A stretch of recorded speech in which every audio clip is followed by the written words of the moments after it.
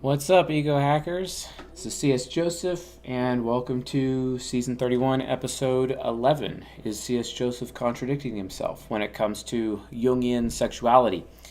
And not entirely sure if episode 10 was dropped yet. I know episode 9 was just dropped, but episode 10 I think it's dropping real soon. It's around the corner.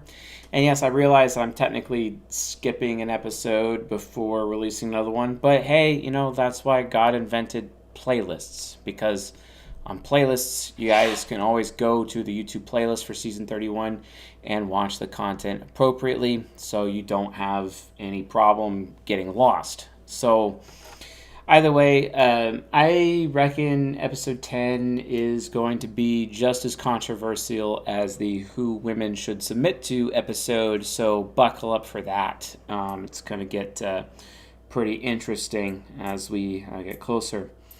The season keeps going and going and going, and the reason why its length is so large is because there are so many questions coming in from the audience, and based on those questions, I'm answering those questions for everyone else's sake to kind of provide more clarification and more understanding as to what's actually happening, because I confuse people a lot. Part of being TI parent and SE demon at the same time, it means that like a bunch of information is coming out, but it's not really in an organized or orderly manner. I mean, case in point with this episode.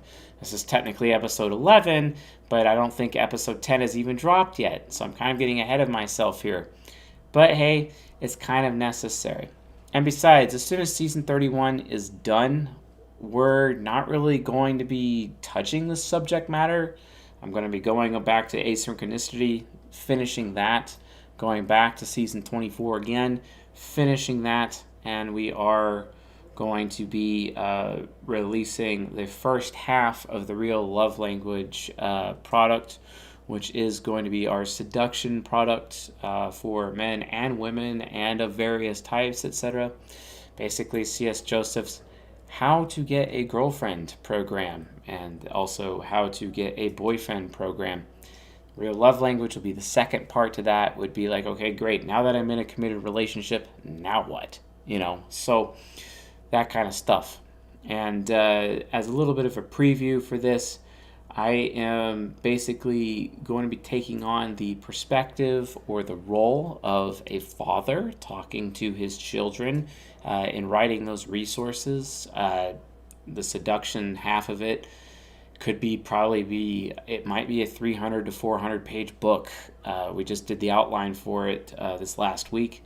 It's freaking huge and a lot of content. Real Love Language, I think, is also going to be just as big when it comes out.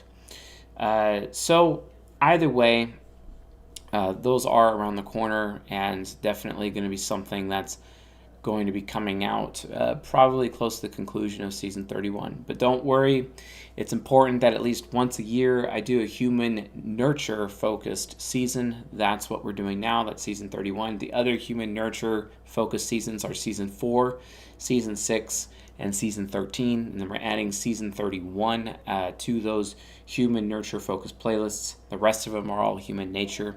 And I know that we spend a lot of time focusing on human nature, but it is important to actually discuss human nurture. And it's hilarious because a lot of my critics are out there like, oh, you should only be focusing on human nurture videos. And it's just like, well, guys, or human nature videos. And human nature is impacted by human nurture in as much as human nature impacts nurture. So you have to really make sure that you're defining both at all times and understanding how one affects the other. And if you're not willing to do that, then you're just choosing ignorance, and you're nothing more than that asshat who likes to gather up teachers for themselves to teach them what their itching ears want to hear. And I honestly don't care about that at all. I'm not here to tell you what you want to hear. I'm telling you what you need to hear. If I was like, your father. So that's just kind of what it's got to do. So anyway, that's really important. And I'm going to be reading a comment right now, and it comes from the video sexist clip posted, community explanation video that was also released as part of season 31. All right. So this comment comes from Miss Cynthia Payne, and I've already answered Wendy Gates' question. And episode 10 is a direct response to Felicia Squats' question as well. So I keep getting really well thought out questions from people in the audience. And I think it's necessary to release content specific to those questions. That way, with additional clarification, people are able to actually understand what it is I'm trying to say. And I think that's important. So, with that being said, most people, they have emotional reactions and they leave judgments in the form of statements as comments, which I find hilarious. And there's very few people that have the balls to actually ask me questions, actually deep, thorough questions. Interestingly enough, there's not very many men doing it. It's mostly women who are actually taking the time to ask well thought out questions, asking for clarification and understanding as to what's going on. For example, in episode 10, talk about Felicia Squats' post that she put on the CSJ public group on Facebook, etc., where she basically admits to being a cheap woman, and she's asking, okay, well, what the hell do I do now, right? So asking that question, provide her solutions for her situation in that video. That is episode 10. I hope you guys like it when it comes out.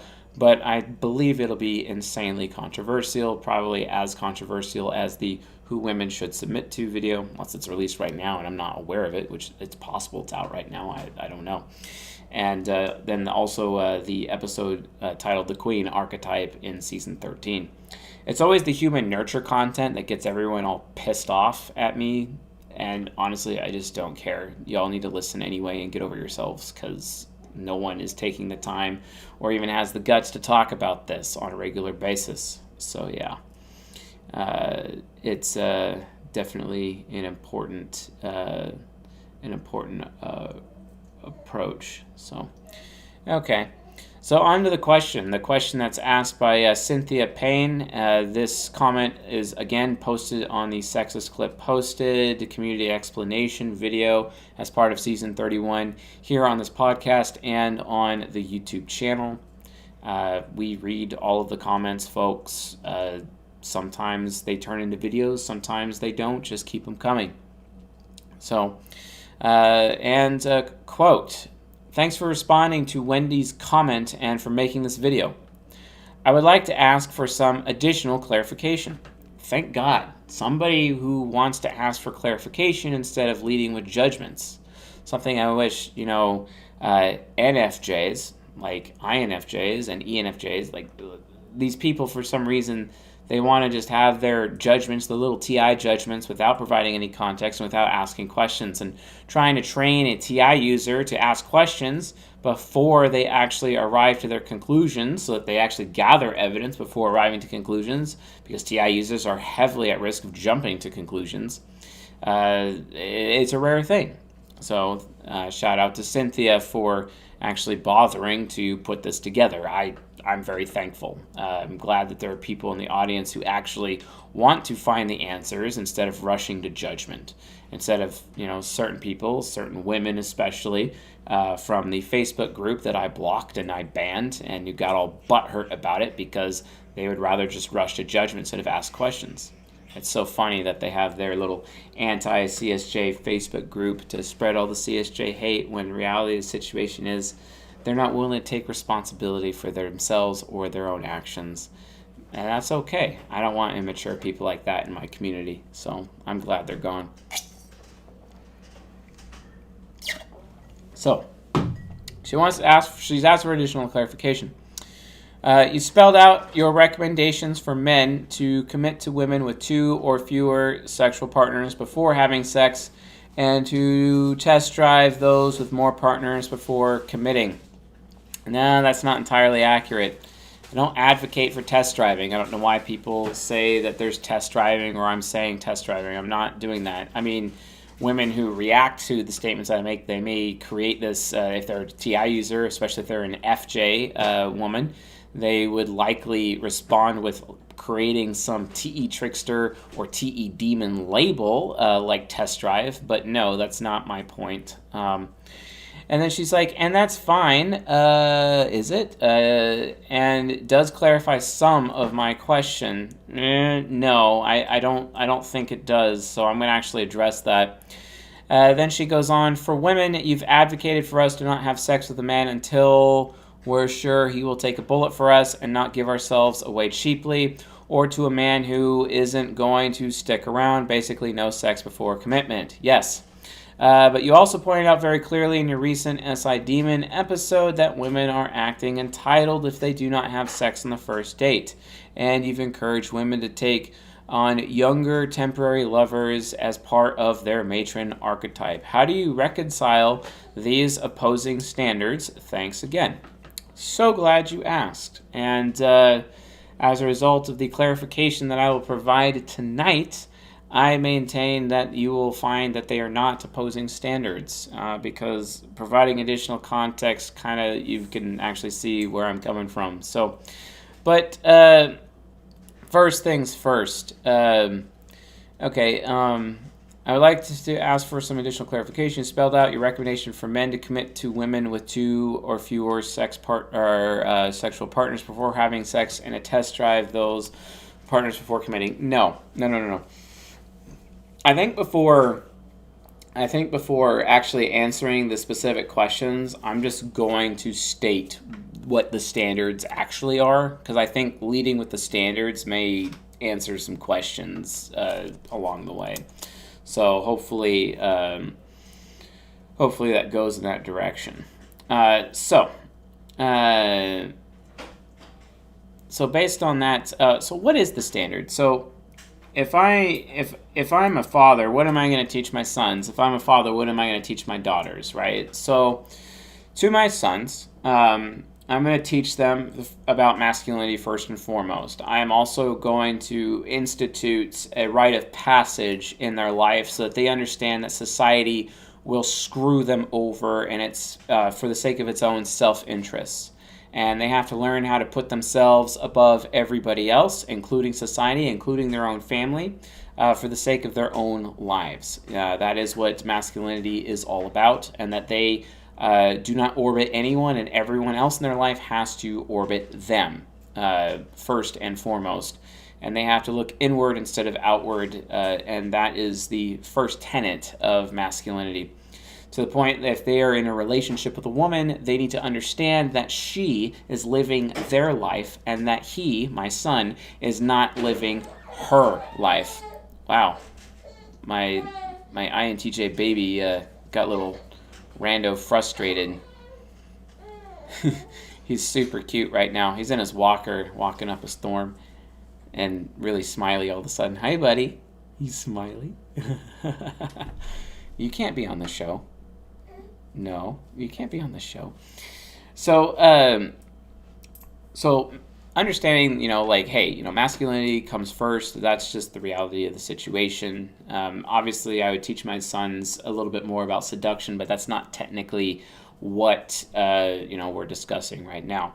First and foremost, masculinity, understand what that is. You need to learn that self above tribe, period, end of story. Women in your life live your life. You do not live theirs. That's it. You don't orbit anyone else. Everyone orbits you. It is your life. Society will not be there to bail you out. Your family is not going to be there to bail you out. You have to take full responsibility for yourself. Even if something is not your fault. Even if something is not your fault, it doesn't mean it's not your responsibility. And I think that right there is probably the biggest lesson that I had to learn because in my 20s, I would blame my parents, I'd blame my church, I'd blame my community, blame my city, blame everything, and go out of my way to not take personal responsibility for anything in my life at all.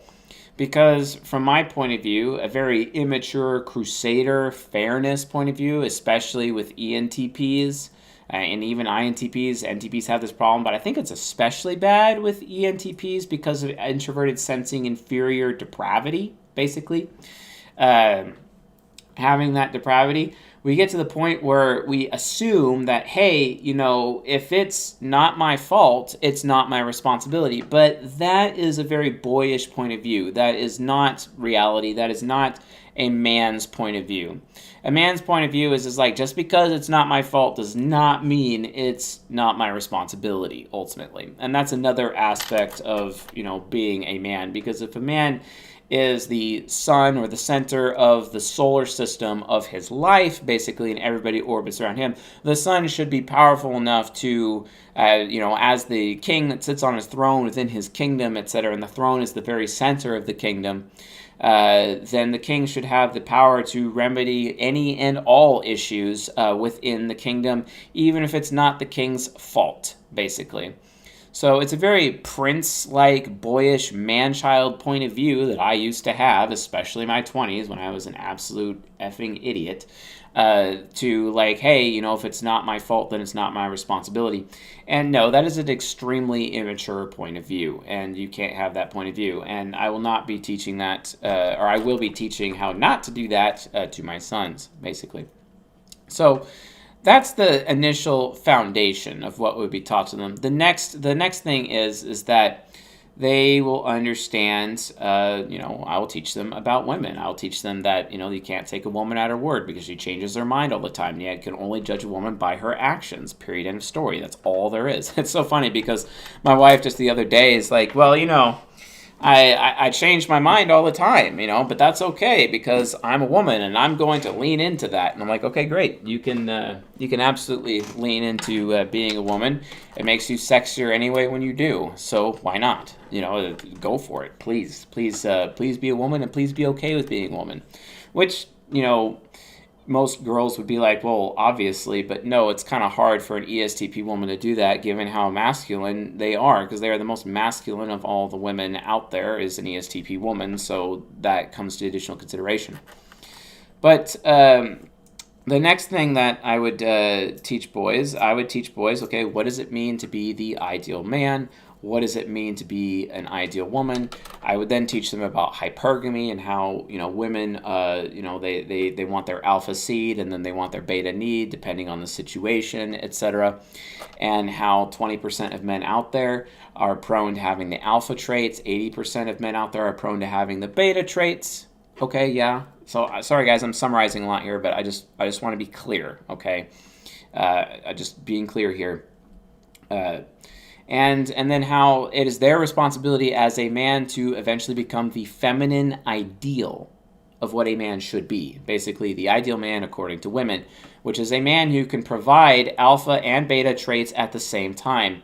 And this is what is colloquially referred to as the Sigma male, even though that label is very, subjective and kind of BS and ultimately a misnomer in the long run. But it is a man who is technically less than 0.5% of the population, or even lower than that. Maybe it's 0.01 or 0.25% out there. So that's really low of what men are to be able to provide alpha and beta traits simultaneously, to the point where women just automatically assume that they're completely unbelievable. It's hilarious because that's kind of... I've been watching F-Boy Island and Psychoanalyzing F-Boy Island a lot recently. It's the show on HBO Max, and just watching all of their competing types, their personality types, who's compatible with who's not compatible, who's faking, where's the nurtural, where's the social engineering, etc., who's alpha, who's beta, watching the women be all hypergamous, etc., like the ESFP woman. She is a disgusting individual. It's so interesting to see all of these dynamics play out. I'm actually considering maybe watching all the episodes and recording myself providing commentary to those episodes, and then having someone edit them for me to make them nice, and then release videos about my reactions to what's going on within this reality TV show. I recently connected with the winner of the show, and we were thinking about maybe doing a collaboration of some kind, so I'm not entirely sure. So if you want to review my source material, you can. It's at csjoseph.life/reading. You can check out all of my source material there. So, the thing is, Lorenzo, the only thing that holds me back is copyright limitations. So I'm trying to figure that out. So yeah. Okay. So that being said, after I teach them about hypergamy, I'll teach them about female solipsism and how solipsism, women by default kind of think they're the center of the universe initially, and female entitlement, and how as they get older, a real woman leans into their femininity, which means that she puts other people above herself, basically. She becomes a follower and less of a leader, etc., which is completely opposite to what feminism is teaching women in general. And that's like what a feminine woman looks like, and that's highly desired. After that, I would teach my sons that they, to understand why it's important to not be with a hoe, and about how important paternal certainty is. And statistics show that if a woman has had more sex partners outside of just two sex partners, she's 70% more likely to get divorced, and which is bad because divorce and marriage is a losing proposition. I would teach my sons that the marriage contract or marriage agreement is the one contract in life that people do not get legal advice on, and how it's very horrible. I would teach my sons that if they do get married, to make sure that they own an LLC, a limited liability company, or some kind of corporation or corporate entity before they sign the marriage agreement, and make sure that everything they own is owned by that corporation. And so that when they do get married if they get divorced, their wife would not be able to take anything from them post dissolution of marriage. This also means that anything that they acquire during the marriage, if it's acquired by that corporation, it could be vehicles, it doesn't matter, it could be a house, it doesn't matter, then the woman in that situation would still not get anything in a dissolution. So the only thing that he would have to worry about is alimony or child support. But if she's working, there's really no need for alimony at all. Or if she has work history, there's no need for alimony at all, so you don't have to be really concerned about that. So the only thing then you have to concern yourself with is child support. Now, if you're able to be self-employed with child support, that's great, because you can control what's basically on your paycheck, what comes in every month. And if you get sued for child support as a man, what you can do to control that situation, to reduce your liability, is that you can, let's see here, you can have your business cover a lot of your expenses as much as you can, legally speaking, with business expenses. And then you could take, make sure you're like a W-2 employee of your business, right? Which is a thing to do. And when you're a W-2 employee of your business, you get to choose how much money you get per month, and you could keep that as low as possible, basically, so that when you do get sued for child support, all you have to do is provide 3 pay stubs. You don't even have to provide your taxes, which would be a really bad idea in that situation when you're in a divorce situation. And then you basically get to control what the court sees, and you are only providing these so-called pay stubs, which means they can only calculate child support based on these pay stubs, and you could pay as little as possible, basically, from a legal standpoint. So based on that, hi. Okay. So based on that, there's so many different ways of gaming the system, because the system is already stacked against men or boys, as it were. And so based on that, they need to know these strategies when it comes to marriage and commitment, etc. So, but how to handle things from there. After that, I would teach my sons about how hypergamy changes women's sexual strategies at different times in their life. I would teach them to expect to be broken up with from 18 to 20, for example, and that's just kind of how it is, because women are entering into their highest sexual market value. And within society, unless they're very alpha and part of that natural alpha, which is the top 20% of men, which are basically STP and NTJ men for the most part, with a few outliers here and there, those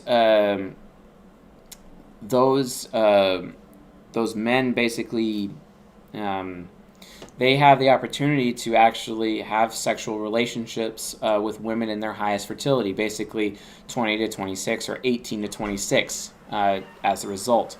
But for the most part, they're not really going to have that opportunity because they're likely going to be in the 80% who are not the natural alphas. So they're going to have to wait. In which case, I would encourage my boys to consider having sexual relationships with women who are in their development phase. Development phase is 36 to 42. These are the Elizabeth Gilbert Eat, Pray, Love people of the world. The matron archetype, which I talk about the matron archetype in season 13, I explained that, matrons can be very useful to young men. Have sexual relationships with the matrons. I had a sexual relationship with a woman who was 17 years older than me. I had sexual relations with a woman who was 11 years older than me, 8 years older than me on various occasions. And I learned a lot. I learned a lot about life, about people. I picked up a lot of really good skills that they taught me, like cooking skills, paying my bills, for example, handling washer-dryer maintenance. That was an odd one. Car maintenance in some situations. I learned a lot, and being able to take advantage of that matron energy is really, really important. And all the while, they should be practicing their alpha traits, or at least their masculinity, throughout. And then I tell them, hey, boys, make sure you're not committing to these women. You don't want to have commitments. It's non-committal. And you make it very clear right at the very beginning that you are not committing, So that's a big deal. That's really important. If you can't do that, then, there's going to be a lot of problems.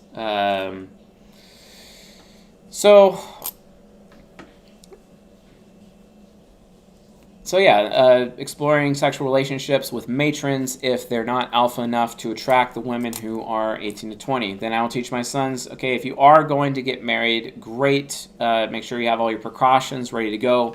Go ahead, get married. Just make sure you marry a virgin. And that's where we talk about what the ideal woman looks like. She is a sexy, feminine, humble woman who puts tribe above self. And she's also a virgin, or as close to being a virgin as possible. And those are the women to commit to. Until my sons find a woman worth committing to, I would instruct them to have a roster of women. And when they're younger, have a roster of matrons that they go between. And then when they reach their 30s, basically, they could probably start having sexual relationships with women in their later 20s. And then when they get to about 36 to 42, that they need to be having sexual relationships with women between 18 to 26. And then as they get older, the bigger the gap. I know somebody in my friend circle is 50 years old, and he's having a sexual relationship with somebody who's 29 right now. I know a 62-year-old who is having a sexual relationship with someone who's 40 right now. So remember, men date down, women date up. That's why the older a woman gets, the older a man she can attract. The older a man gets, the younger a woman he can attract. And that's biology. Get over it. I'll teach my sons that as well. So if they ever decide to get married, and if they do want children and they want to commit, then they can commit and have that one. The thing is, though, is that I would tell them it's better to make it very clear to them that if you do get married, it's under the understanding that if you are a high-value man, you will still exercise your sexual options even if you're married or not. And that there is no such thing as forsake all others. And this follows, Matthew chapter 5, verse 31 through 37. Let your yes be yes and your no be no. That way, my sons understand that if they do get married, that their wives understand that, hey, my value as a man is going to keep going up, which means I'm going to reserve my right to exercise my sexual options, whether you like it or not. If a woman's not okay with that, that's fine. Definitely not a woman worth committing to, basically, as high value men. It's just the way it is. And that's it. Like, you can't really go outside of that. And that's if they really want to have a committed relationship. Otherwise, if not, then I'd say, okay, great. Have a roster of girls from 18 to 26. Bang all of them whenever you want, whenever you're inclined. If you don't want to commit, it's up to you. It is what it is. And the reason why it's set up this way is because this is kind of how men have had to adapt to culture. We've had to adapt to feminism, and women don't like me teaching this to my sons, but I mean, it's not my fault that the cartel of the mature feminine is doing nothing about it. So great, that's pretty lame, you know what I'm saying? And that's not, like, it's a problem. Yes, Joe Blogs, I'm going to, just patience, okay? So,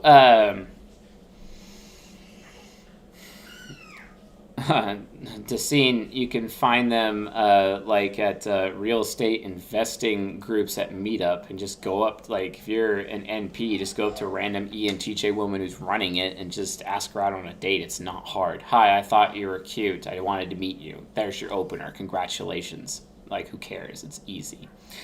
Yeah,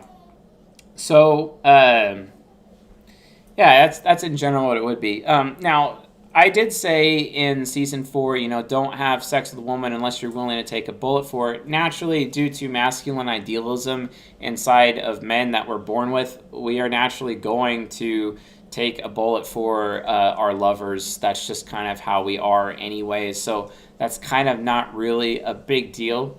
But I will admit that I was very beta blue pill related like person when I was shooting season 4. So you're going to have to take that statement with a grain of salt. I would amend that statement to more say like, okay, yeah,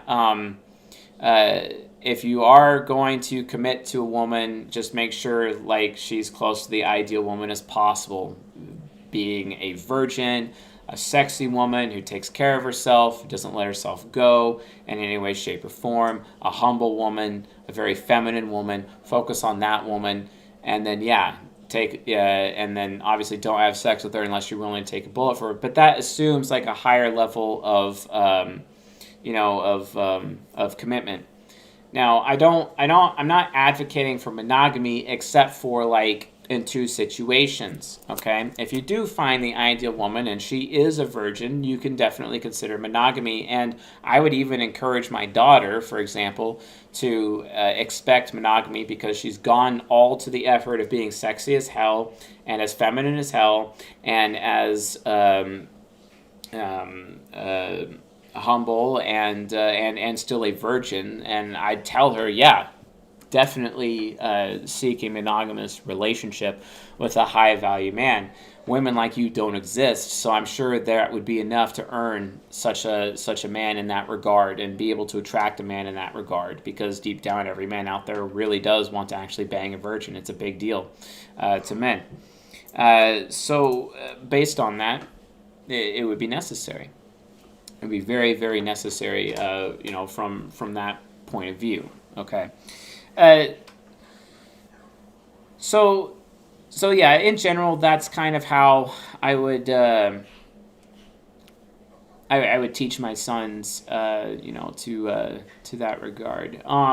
There's a lot of people saying that I shouldn't be teaching fornication, but I'm sorry. Biblically, there's no real limitation on fornication, and where the word fornication is used, it's actually an interpolation, and it's also a mistranslation. So it's not included in the definition of sexual immorality. Sexual immorality is so much different, and there's like a few things that qualify as sexual immorality, like sex during menstruation. You should not be having sex with a woman during menstruation. all the more reason, like if you were to read the red tent, when a woman was menstruating in the red tent, she would do her mikvah, and one of the other wives would step up and be the sex partner for the man in his grand tent while she was in her own tent, which is a smaller tent, be undergoing the mikvah and keeping herself clean because she was menstruating, for example. Also, sexuality mixed in with religion is also a problem. Honestly, having sex with a whore is not considered sexual immorality. Biblically speaking, it's not, although Solomon does warn against it, saying it's unwise, but it's not sin, basically. A lot of people have a hard time accepting that. Having multiple wives is technically not sin either. Oh, and I forgot to mention that the other situation that I would recommend my sons being monogamous is if they became like a leader of a movement or a big business or an organization or in the church, etc., doing God's work, LOL. Because the Apostle Paul recommends a man have one wife in that scenario. Have one wife because you're focused on God's work, and if you have multiple wives, you're going to get caught up in the affairs of your family and not actually be able to contribute as a result of your higher calling, etc.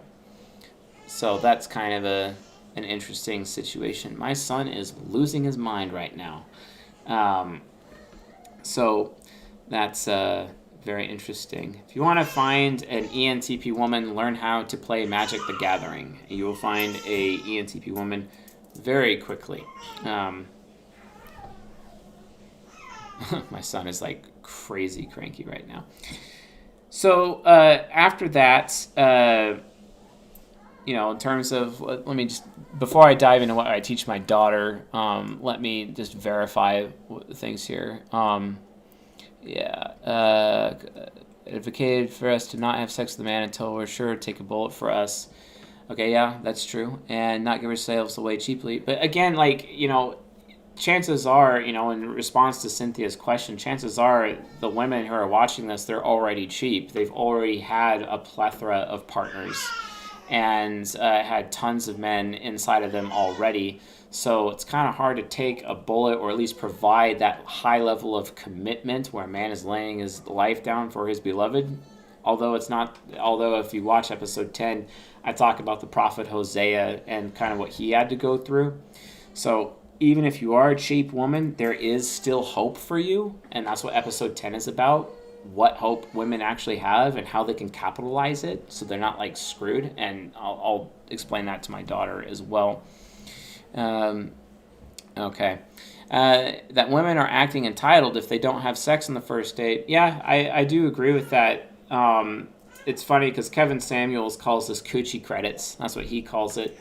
And Kevin Samuels is basically, his main point is about how, women are ultimately using men for dates.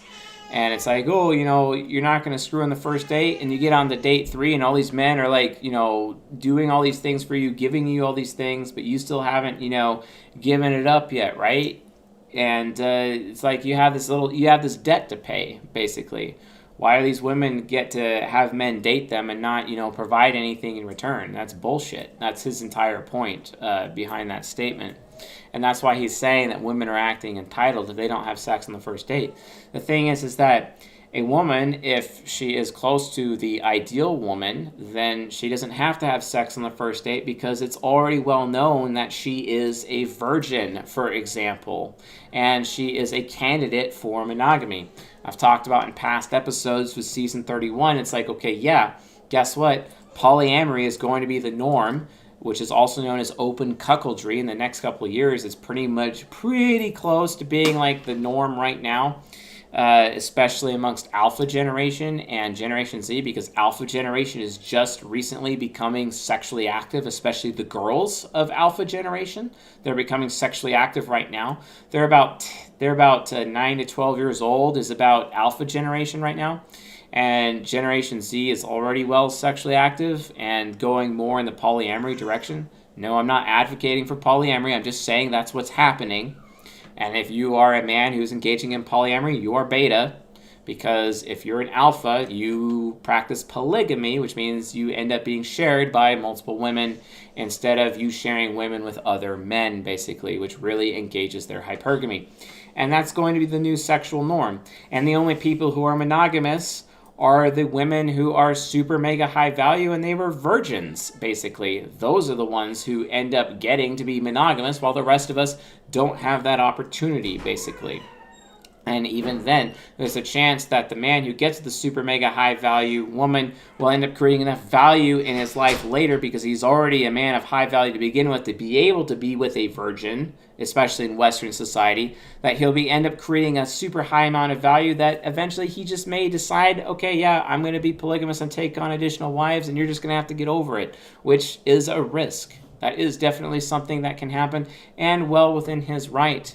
It's just that, if that was a condition of their marriage, etc., forsake all others, let your yes be yes and your no be no, he'll either have to commit that commitment, but if he rescinds that commitment, then the marriage would technically have to be over and it would have to be dissolved in the proper way. Now, which I'm not advocating for any of this. I'm just saying this is what's going to happen. This is our future.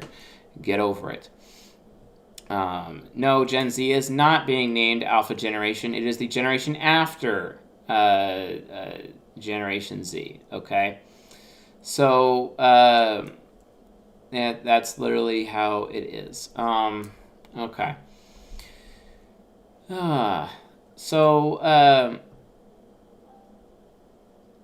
I don't care, equity, justice. You could say that, but you could provide reasons why and write the specific points you disagree with and why and put it in the chat instead of just being lazy and sharing your judgments. So, okay.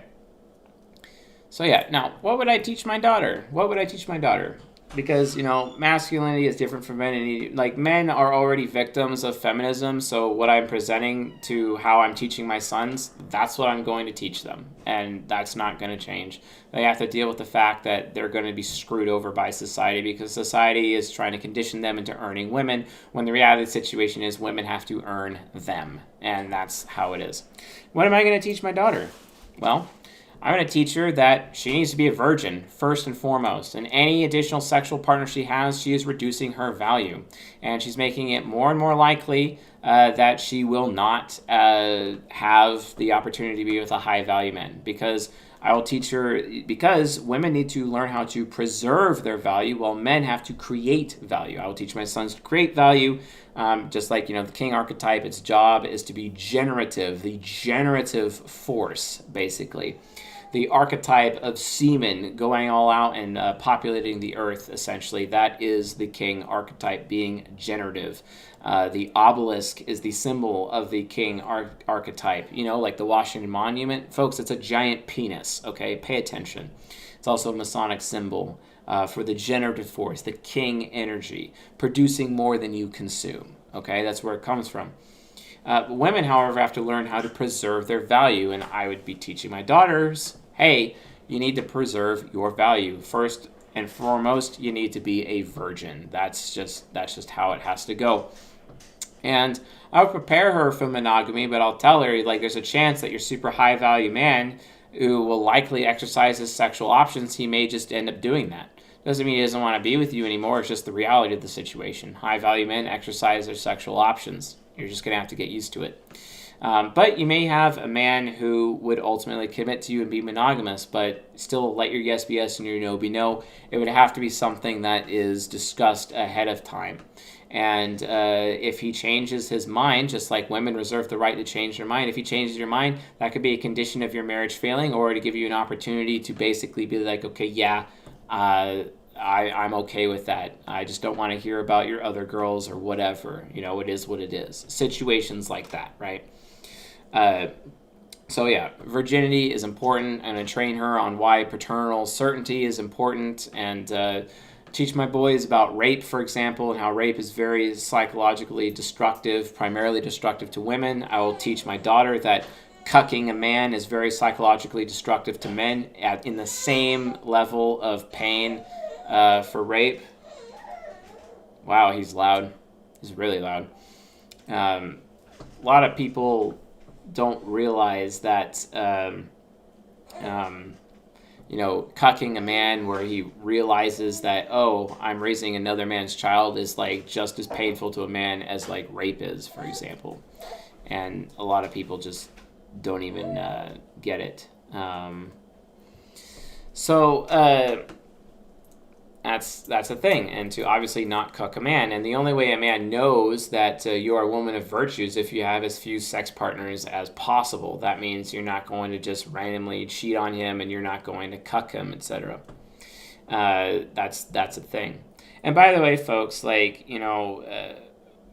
men don't commit adultery when they have sexual relations with other women unless those women ahead of time actually belong to other men, right? So that's the only way a man can commit adultery. A man only becomes an adulterer if he's having sex with an adulteress, even if he's in a relationship with another woman. That's just the reality of the situation. That's the facts. Now, if that woman is not an adulteress because she does not belong to another man, he didn't commit adultery. This is why thou shalt not commit adultery is for women. That command is for women. And the command for men is thou shalt not covet thy neighbor's wife. As part of the cult of the mature masculine, I teach my boys, don't screw over your own gender and don't screw another man's woman. By the same token, I will tell my daughters, do not screw over your own gender. Okay? Don't give yourself away cheaply, etc. Don't cuckold your man, right? But that's like extremely hard with this OnlyFans environment, and everyone's glorifying sex work in our time, which is complete and utter horseshit, in my opinion. So yeah, I will also teach my daughter that having a very racy, risque Instagram and also doing OnlyFans is akin to having a for sale sign up when if she's in a relationship with a man, that she's having a sexual relationship with him. That's not okay. Seriously, not okay. And basically is proof positive that she's being a hoe, and she's, as a result, a cheap woman and reducing her value, and she's not doing a good job preserving her value. I will teach her that she is not supposed to be fat, okay? And she has to learn how to take care of herself. Proper skin care is important. Makeup, maybe talk to her about that, but it's not as important. Also talk to her about how to manage her hormones properly, proper birth controls. I'm only okay with Prometrium for women if they want to go on the hormone direction, or the Paragard IUD. Otherwise, the only other cool form of birth control that I recommend for women is breastfeeding, and they will need to get a breast pump and pump out at least 35 to 45 ounces a day in order to keep a high enough progesterone in order for their cycles to not continue after they've had a baby. So keep that in mind. But those are the only 3 forms of birth control I recommend. Again, hormonal, do Prometrium. If you do an IUD, do Paragard. Of course, John Brisson would probably shoot me in my sleep if he heard me talking about that. But there's not very many safe options out there. Yes, copper poisoning is a thing, and it is a risk, but there's certain foods and certain diet behaviors that you can take to make sure that you could not end up getting copper poisoning as a result of you having a copper IUD like the Paragard. No, Mirena is horseshit. Don't use it. It's literally dumb. Like, never do that. Like, why would you ever do anything hormone-based that's based on synthetic hormones? Prometrium, it's literally just 200 milligrams of Prometrium every night before bed, okay? And that is bioidentical progesterone. It's not as harmful as, like, literally everything else, okay? So just, like, don't want that. So yeah, it's definitely a thing. I'd also teach her how to identify the ideal man, a man who can change his circumstances on a whim, a man who is generative and produces more than he consumes, a man who takes care of himself and could be good in a fight, for example, a man who's capable of survival and can still survive even if society collapses. This is super important. A man who takes responsibility for things even if they are not his fault. That's another example of an ideal man. I will teach her about hypergamy and the dangers of hypergamy. I will teach her about solipsism and how she needs to let go of that and humble herself and put tribe above self, etc., and become a feminine woman so that she can be as close to the ideal woman as possible so that she can attract the highest value man. This is something we should all be teaching our daughters because, like, I don't want my daughter to end up on a stripper pole, which is essentially what women are doing when they're on OnlyFans. Always little cranky man.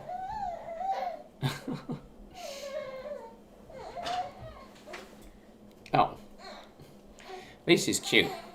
Yeah, it really helps. A little moody INTJ, a little FI child.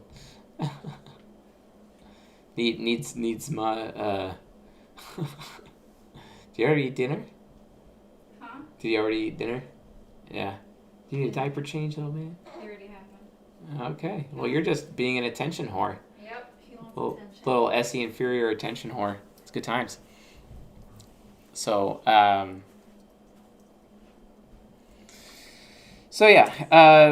that, I would teach my daughter something very unpopular, to not give a flying F about her career at all. And tell her that if she's ever planning on being a mother or a wife, that she should learn how to please a man and focus on doing so. And that training would start the day that she gains her first her first period. The day of her first period, that's when woman training starts. And she's going to learn everything there is to about how to be a woman, how she should dress as depending on her type, basically, how she should act, what does feminine behavior look like, etc. How to please a man, teach her about sexuality and what her sexuality is all about, and what that means. If she's an SI user, what to do. If she's an SE user, what to do, etc. These kinds of things. How a pretty woman, pretty plus humble equals beautiful. Just because you're pretty don't mean you're beautiful. Just because you're humble don't mean you're beautiful, etc. All of these things are super important. And I'll be explaining that to her as well, or any of my daughters thereof. And keep her on the path to being a super high value woman. And tell her, like, yeah, you can have a career. Just have your career after you have children. Don't spend your fertile years on a career.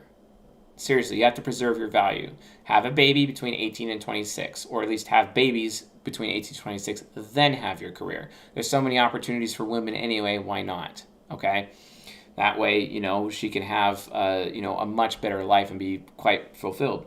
But in the off chance that she doesn't want to be a mother, okay, fine, go ahead, go get the career. Be like Nikki Glazer, who is an ENTJ comedian woman, who is the executive producer of the show called F-Boy Island on HBO Max, for example, and be a dog mom. If that's really what you want, go for it. But the problem with women is that they have this issue where they oftentimes change their minds because they're women. Kind of like, in Princess Bride, the man in black laughing at Buttercup, the princess. And, he's like, he starts laughing at her and he's like, and what is that worth? The word of a woman. You're very funny, Highness, is what he says. And this is Princess Bride, one of the most popular movies ever. And I'm sure all the feminazis out there would just be like, wow, that's a very sexist movie. No, it's not. The guy's not going to put up with, bullshit, from his woman. And he's like, faithfulness, Highness, enduring faithfulness. That's what he spoke of. He's referring to himself, and then he's like, so did you wait at least a year after your man left, or did you get with your prince a week later? Because even the man in black in the Princess Bride is aware of hypergamy. Okay, come on. Like, that's a thing. If you haven't watched Princess Bride, what the hell are you doing with your life? Go watch it. I think it's on Netflix or on Amazon right now. You can go ahead and watch it, so...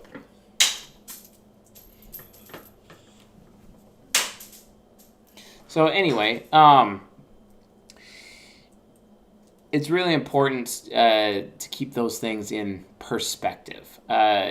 if people don't realize this, then all of a sudden, your daughter is going to become a victim of feminism. She's going to become a victim of feminism, spend all of her fertile years, be like, I don't want a baby, I don't want a baby. Then all of a sudden, she might get a man in her life because all of a sudden she knows that at 30, oh crap, I'm expiring, because at 31, after 31, their fertility goes down 20% year after year. Their eggs are running out. Their eggs are low quality. There's a lot of birth issues and whatnot. Men don't really want to have babies with women in their 30s. Men want to have babies with women in their 20s, for example, and explaining that to my daughter is important, and being like, hey, you're a woman, so you might be this career woman, but you're liable to change your mind later.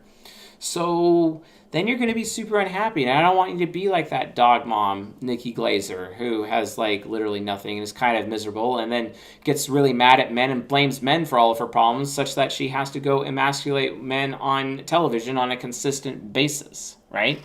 And it's like, wow, really? Because she's entirely emasculating, and she's doing that because she's blaming men for her misfortune, and it's not my fault that she's a 37-year-old career woman who's effectively a dog mom and hasn't had children. And I wonder how many abortions she's had. You see what I'm saying? Like, that's not a future I want for my daughters. I'm sure any men out there would also not want that for their daughters. So like, it's not a problem, So Danielle Simone asks, what about ensuring the man won't give you an STD when a polygamous relationship? Okay, well, if you're in a polygamous relationship with him, he's already a high-value man, and why the hell do you think a high-value man would allow himself to get an STD? Or are you just so used to the low-value man in your life that you're projecting the low-value man in your life onto a high-value man? Like, how does that work, Danielle? Do you even see what you're asking? Do you even see what you're saying? I mean, are you assuming low-value men are the same and acting the same as a high-value man? Think about it. The mindset of a man who makes $300,000 plus a year compared to the mindset of a man who makes only $50,000 a year, they're completely on a different level.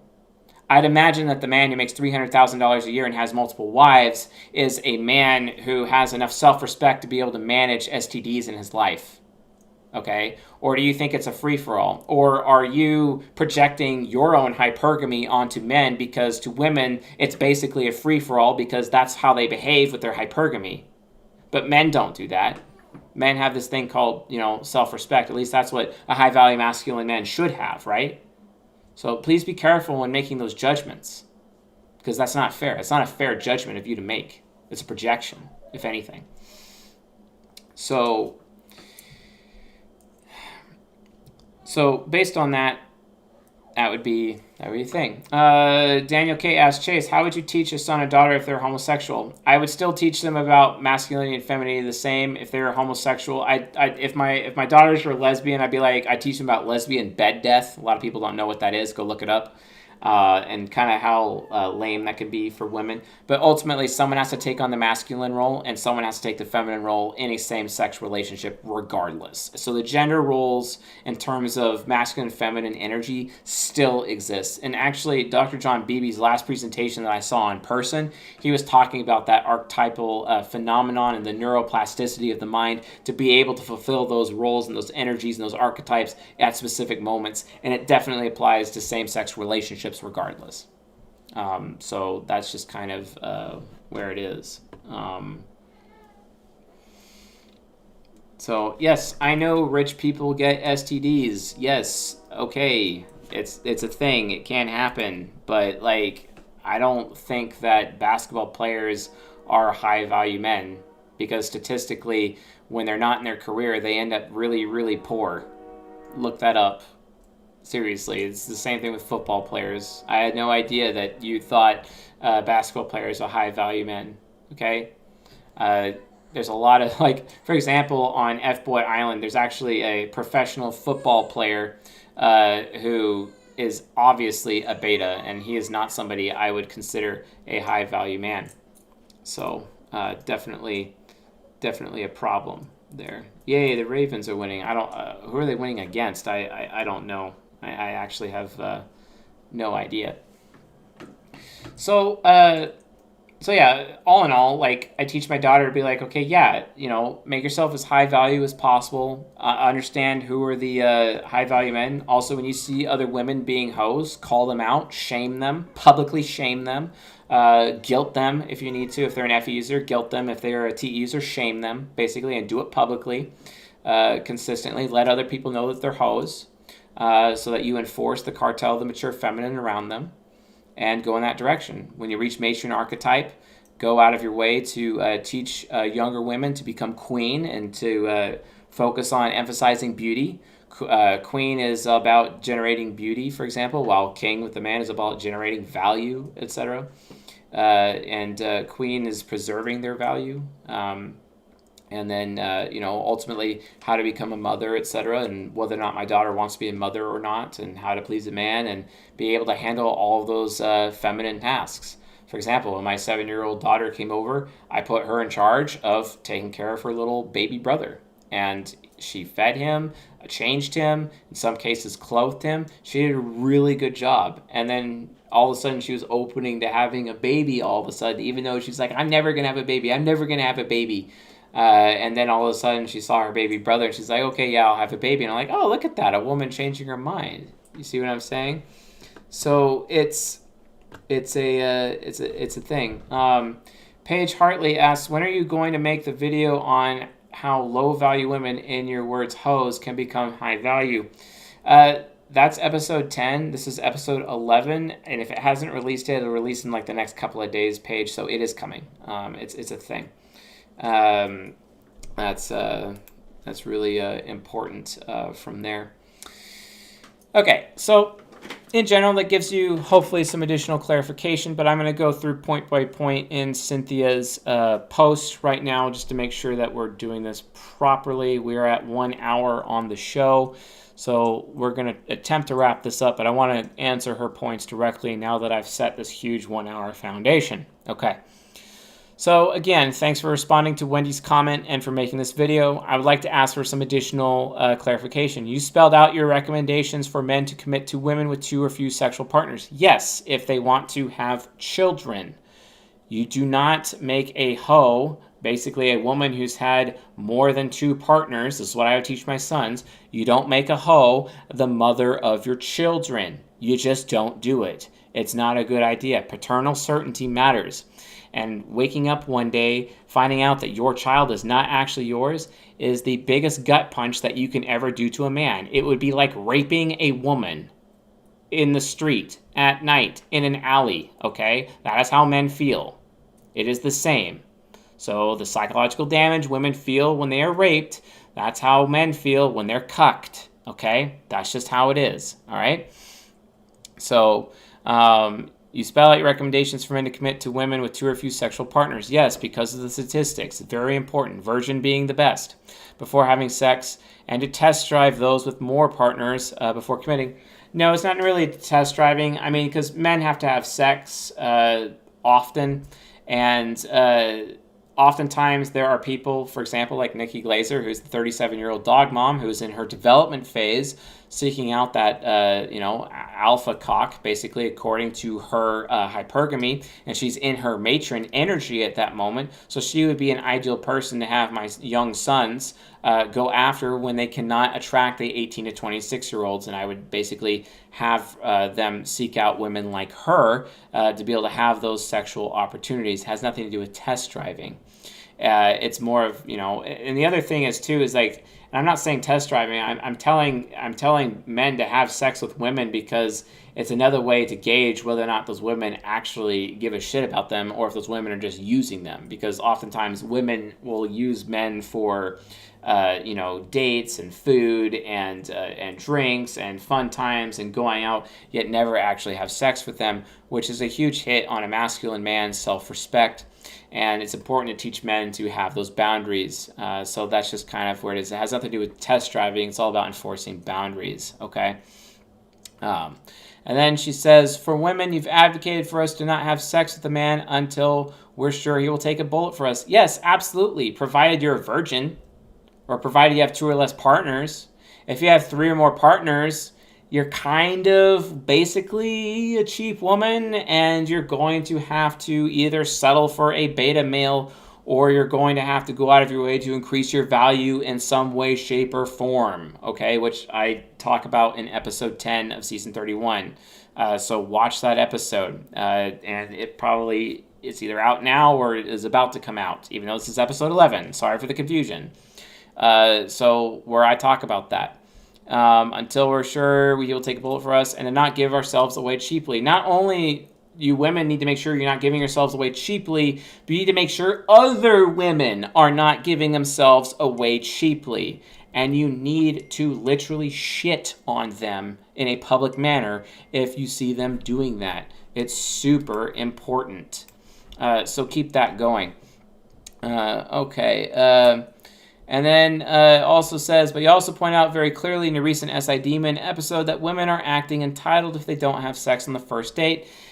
That's if those women are basically what I would call, if you have more sex partners, that would be the cheap zone, basically, if they are in the cheap zone. And if a man's self-respect is, at risk, and, because, like, for example, most beta males, they have to learn their alpha traits. It's a learned behavior, and then they will learn self-respect instead of putting tribe above self and not putting society above them anymore. And I would teach them, to expect a lot more from women. And, and if a woman who technically is a cheap woman and she has a reputation for being a little promiscuous, if she's not screwing on the first date, you got yourself, you could be potentially being taken advantage of. And it's really just a situation by situation. There's no gold standard here. It's a situation by situation. It's really up to the man. Of course, it would be, because it's his life, his kingdom, his solar system, of course. You see what I'm saying? And then you've encouraged women to take on younger temporary lovers as part of the matron archetype. Absolutely. If you are a matron woman who is alone, okay, if you are a matron woman who is alone, dog mom, cat mom, for example, and you're alone and you're just having a hard time, that's what I would recommend them to go full cougar mode and use that sexual energy of their matron archetype to go towards those younger men and help educate them and help bring them into the larger generation. Maybe teach them sexual techniques, teach them how to pay their bills, teach them how to work on their car. Who knows what opportunities are there for those young men. It is definitely something that can be enriching to a young man's life experience, and I recommend it. Not only do I recommend it, but Benjamin Franklin recommends it. And he wrote a treatise on advice to a young man on the choice of a mistress. Okay? I will read this treatise right now. June 25th, 1745, and I quote, "My dear friend, I know of no medicine fit to diminish the violent natural inclinations you mention," which is sexual desire, "and if I did, I think I should not communicate it to you. Marriage is the proper socially acceptable remedy. It is the most natural state of man, and therefore the state in which you are most likely to find solid happiness. Your reasons against entering into it at the present appear to me potentially not well-founded. The circumstantial advantages you have in view by postponing marriage are not only uncertain, but they are small in comparison with that of the thing itself, the being married and settled. It is the man and woman united that make the complete human being. Separate, she wants his force of body and strength of reason, he, her softness, sensibility, and acute discernment." Gosh, look, he just defined masculinity and femininity right there. Thank you, Benjamin Franklin, fellow ENTP.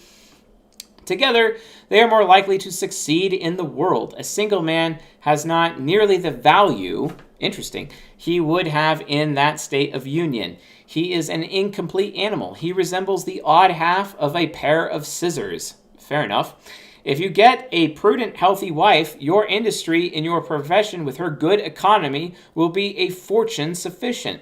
Of course, Benjamin Franklin is a TI user, and he's projecting his TE user wife on all women in this letter, which is hilarious to me. With her good economy, her TE, and he's making some assumptions here, but whatever, it's all good. But if you will not take this counsel and persist in thinking a sexual encounter with the opposite sex inevitable, then I repeat my former advice. that in all of your amours or sexual escapades, you should prefer old women to young ones.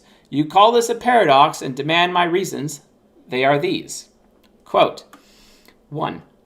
Because they have more knowledge of the world and their minds are better stored with observations, their conversation is more improving and more lastingly agreeable.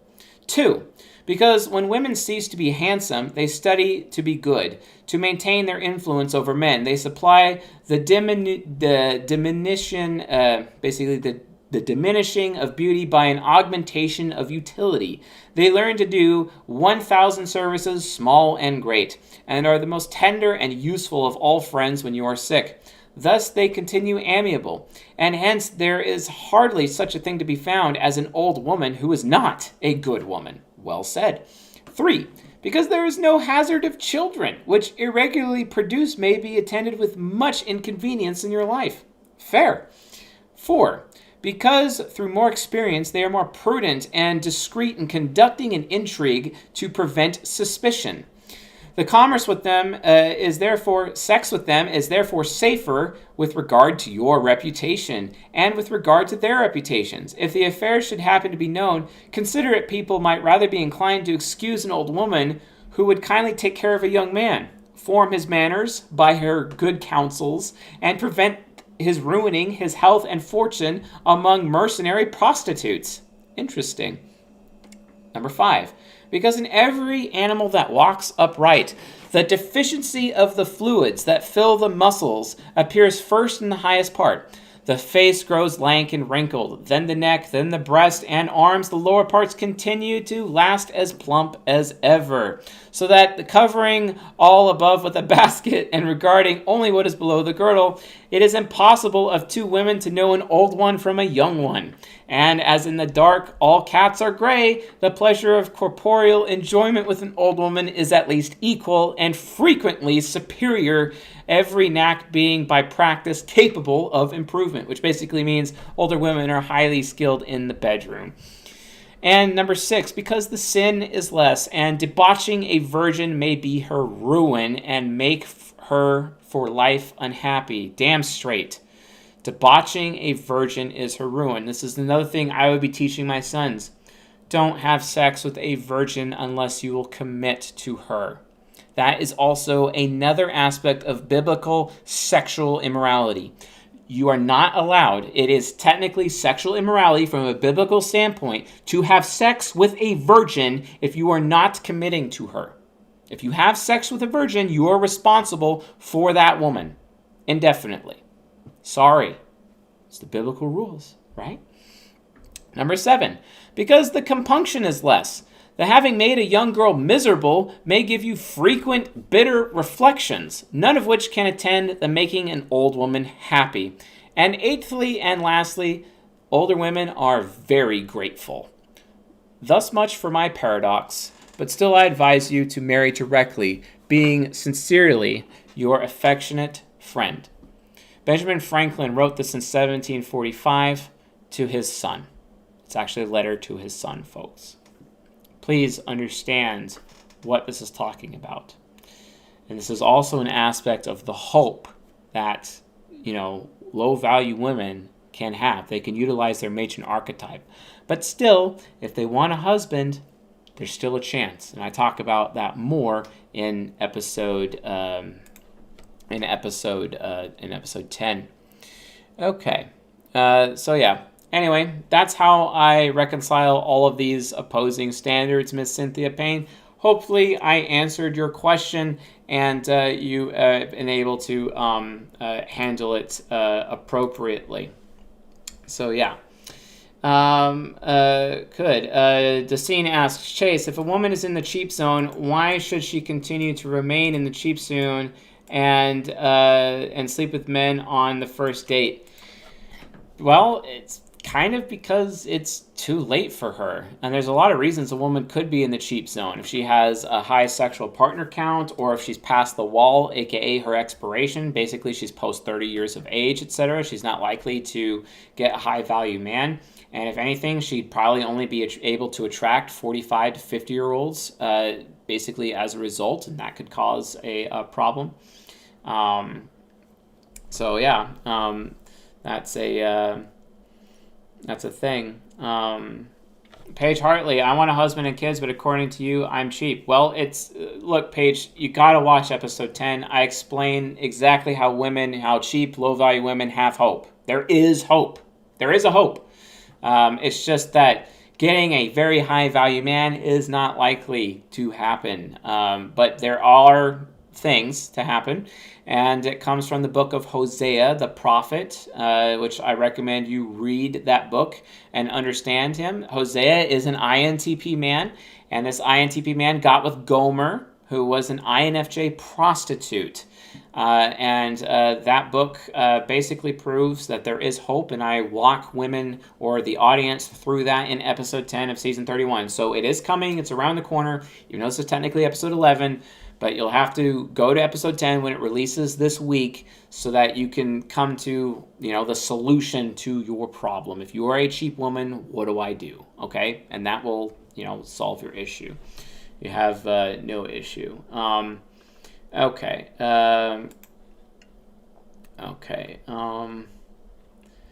Okay. And let's see here. Yeah, Sarah Hoffman says, because other women giving themselves away cheaply is giving away you cheaply as a woman by association. Absolutely. It's a thing. Kevin Samuels promotes paying for sex. Well, I mean, even Mark Manson would make the argument, but I would say, you could pay for sex if you want. I mean, street value of pussy right now is $45 an hour. I mean, if you want to do that, go ahead. But I maintain it's a lot wiser for you to have a sexual relationship with an older woman. And for the reasons Benjamin Franklin put forth in his treatise on to his son, his little essay that he wrote for his son. I would make that recommendation, and that would probably be a better choice. So, anyway, I seem to have answer all the questions, and no, you can't make a hoe a housewife. That's just the reality of the situation. Save that for the virgins or for the girls that have the low body counts. It's one of the reasons why women don't really often like talking about their body counts, but they so often ask men what their body counts are. Imagine the hypocrisy. Yet, I'm the one with opposing standards, right? So, anyway, thank you very much, Cynthia, for your question. All right, hold on. Dude, it's Amy asks, women initiate divorce way more often? Yes. 80% of divorce is initiated by women. They change their minds more often, but men cheat more often. Nope. Men do not cheat more often. And the reason why is due to masculine idealism. Men are the true romantics, not women. It is actually a myth that men cheat more often than women do. It is much more a myth. So no. Thus, they are too lazy or apathetic to end it before actually cheating? No. And I'm going to be discussing the ethics behind cheating in the very near future, where I'm going to be discussing specific situations where cheating is called for and situations where it is not called for. That'll be super mega controversial, but I will be defining each and every one of those situations in the near future. And how that actually works. There is a system or a loose standard that could be utilized when considering a cheating situation, because how people in general define cheating is not actually the true definition of what cheating is, and we're actually going to look at those competing definitions and actually kind of expose what the real moral standard actually is around cheating and what it's not. And that will be coming in a future episode regarding what we're talking about here for Jungian sexuality. Okay, Gustavo asks, if men preserve their virginity for a high-value woman to monogamy and matrimony, will she consider him a high-value man if he is virgin or an incel? She would consider him an incel, technically. The reason why is because women have this psychological aspect as a result of their evolution. It's an instinct where men who are wanted by other women, she's more attracted to the man who is wanted by other women, or a man who is in demand, okay? So if he's in demand, the more sex partners he has, the more value he has in most women's eyes. At least 80% of women out there would see it that way. So as a result, he's more attractive if he's around women consistently, if he's had more bangs consistently. that's just statistically how it goes, contrary to popular belief. So yeah. Polygyny in marriage make man high value providing he can be just and pay all the bills. I mean, sure, I don't disagree with that. So anyway, folks, thanks for watching. This concludes Season 31, Episode 11, is CS Joseph contradicting himself? And hopefully this helped provide additional things, and the name of the video may change anyway for SEO reasons, but whatever, who cares? So thanks for watching, and I'll see you guys tomorrow night. For the Season 18 release for members, csjoseph.life/members. Get Journeyman if you want to be there for that private lecture. We're going to be talking about the cognitive temples. Later.